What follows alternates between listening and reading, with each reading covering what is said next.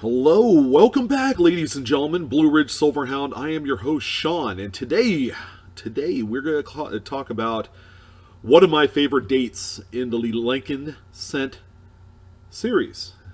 It took me a second to figure that out, but what I love most about the 1964 Lincoln Pennies is that it combines not only a nice healthy dose of various varieties that you could find. Okay, but there are also errors that you could find as well that are worth quite a bit of money.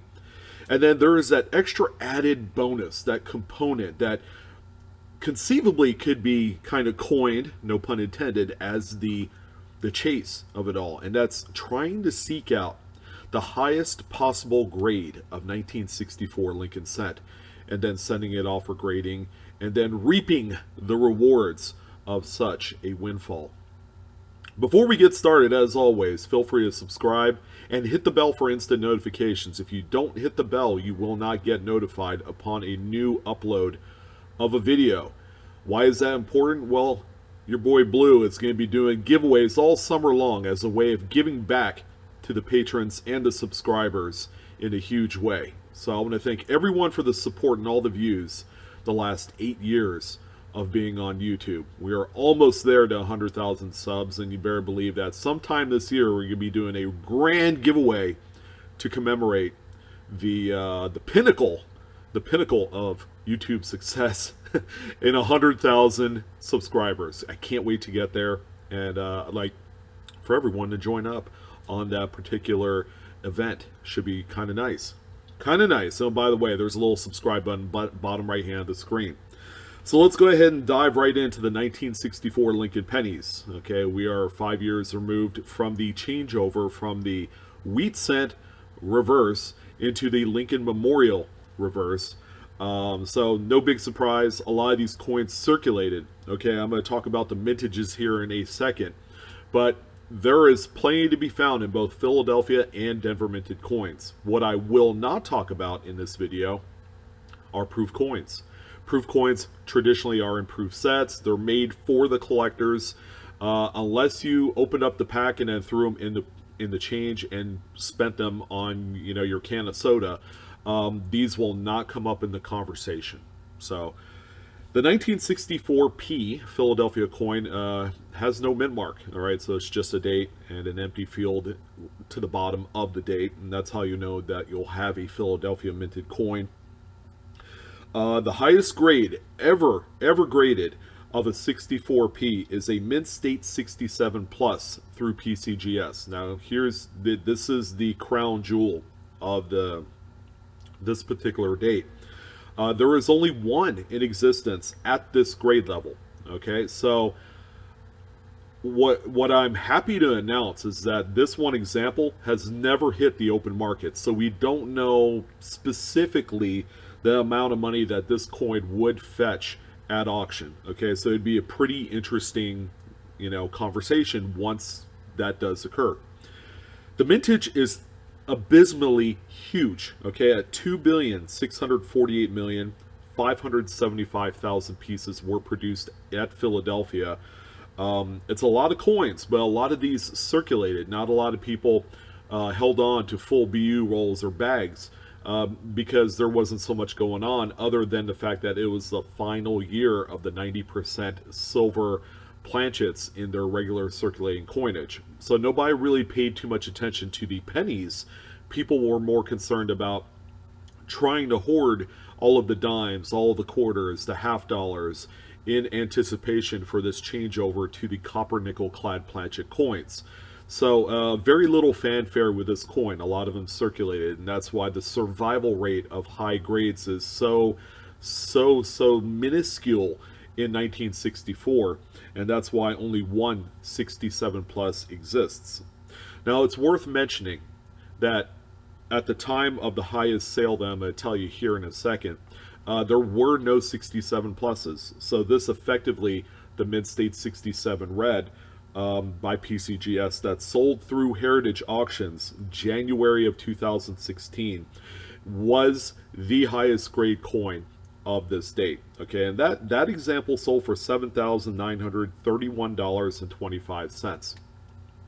Now, now that there's a 67 plus, okay, there was a recent example of a regular 67 red that sold a few months ago, or actually last month, for about $1,100. So the moment that that next higher echelon of grade level enters the market, whether or not it gets sold, but is recognized in the grading database or census, that'll drive the prices of all the other lower graded coins down quite a bit. As you could tell, from almost $8,000 from a couple years ago to coins now that are selling for just over $1,000.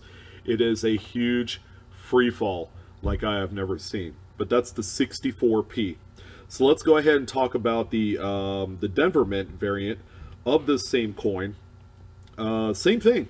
The highest grade recognized right now is the 67 plus red, in which there are 3 examples. So there's a few more examples of this coin at that grade level. However, none of the 3 have ever hit the open market. Okay, and that's going to be kind of interesting. Oh, by the way, on the 64p, the one that we just talked about previous to the Denver, if a 67 plus were to sell, PCGS has a price guide estimate of $13,500. So we can expect a 5-figure payday for a first sold 67 plus in full red.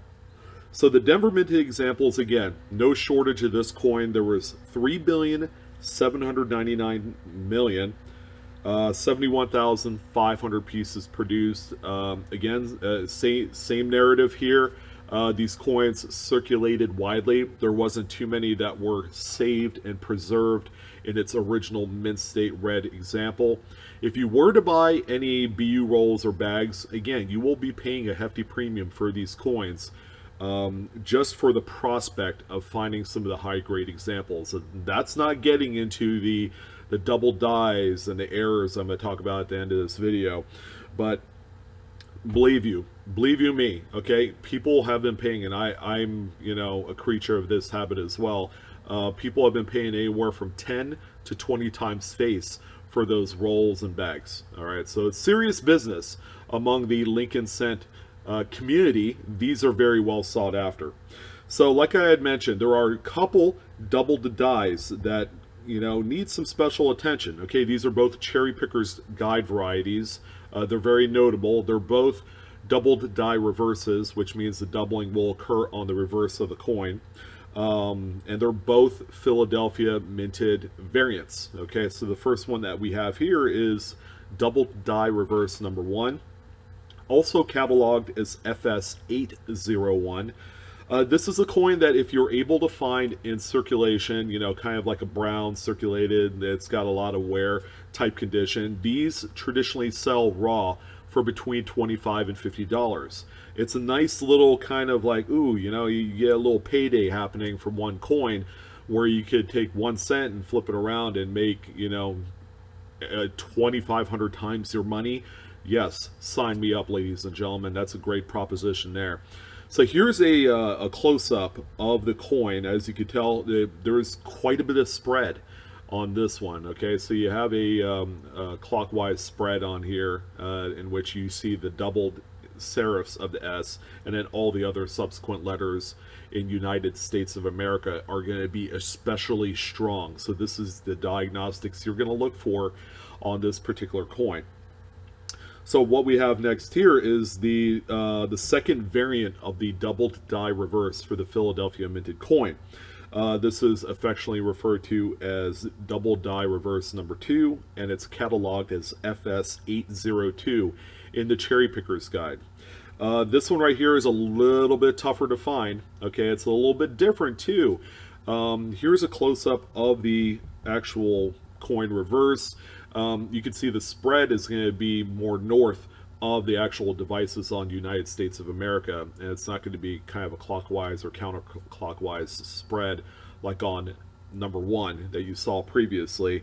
But this one, you'll see the extra kind of like doubled tops on all the letters, and this is going to be the diagnostic you'll look for. Now, if you're able to find one circulated, now this one's a little bit tougher to kind of find. Again, it's a little bit more rare, but it's also tough to diagnose because once you get some wear and you get some grease and gunk and dirt in those devices, it's tough to find. It's tough to kind of see through a magnifier what you're looking at. But if you did find one and you were able to diagnose for certain that it's the number 2, this is a coin that sells regularly between $40 and $75. Again, the grading kind of plays a little bit of a role on how much more you make off of this. And of course, if you got any of these graded as like a red brown or mint state red example, okay, it's going to go up exponentially. All right, hundreds if not thousands of dollars for some of those pristine examples, which by the way are few and far between. So those are the 2 main varieties. Now there are repunchment marks for the Denver minted coin that you're going to want to pay close attention to. If you needed some kind of clarification on what some of these look like, feel free to jump on coppercoins.com. That's Chuck Daughtry's attribution site for Lincoln cent varieties. Really cool site and a really cool guy as well. Well, let's go ahead and jump into some errors. Okay, we have a few notable errors here that have sold on great collections that I just want to touch on. A couple really cool coins. The first one that we see here is a die adjustment strike. This one right here looks like, it could also be mistaken as a struck through grease coin. Only on this one, you have the heavy lightness of the devices on not only the obverse but the reverse of the coin as well. And the rims are weak. Okay, if anything, to be able to differentiate a die adjustment strike from a struck through grease, it's going to be the absence of some sort of rim or the weakness thereof. So this coin right here sold quite a while ago, back in 2013 on Great Collections. It was just NGC authenticated. It didn't have a numerical grade assigned to it, which is kind of different. It's a little bit, you don't see this that often. But anyways, the 64D die adjustment strike sold for $82.50. That seems to be the going rate for these. I'm not sure that it would sell for this kind of money if it wasn't graded. It would probably sell for maybe 30-40 bucks, only because people aren't sure if it's a struck through grease or a DAS, so it's kind of hard to say. But this is a cool error that you should keep your eye out on, not only on the 64 Lincolns, but on all the Lincolns in general. And then finally, we're going to end it off on probably one of the neatest coins on the list. And I'm surprised it didn't sell for more money than it did.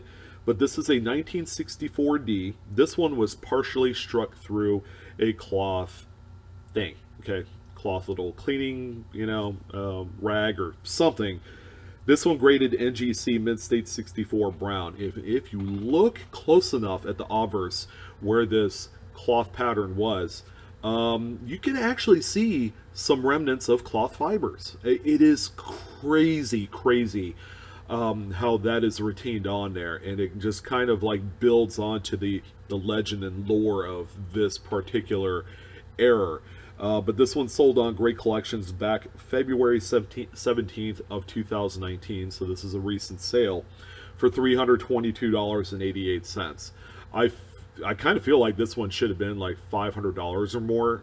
It's just a really neat error, and you don't see a whole lot of coins with this kind of error regardless. But anyways, those are a couple errors that I wanted to shoot in there for the 64 date that are particularly kind of like low-key, like you could really overlook these and spend them as if they look damaged or worn. But anyways, that concludes the 1964 Lincoln Cents. Hope you guys enjoyed this video. As always, thank you for all the views and support. Like, share, subscribe, hit the bell for instant notifications. I'm tongue-tied today for whatever reason. Not enough coffee or too much coffee. But anyways, I appreciate your guys' time. Love all the support and views. And yes, keep on hunting. We're discovering together. And you guys take care. Have a wonderful day.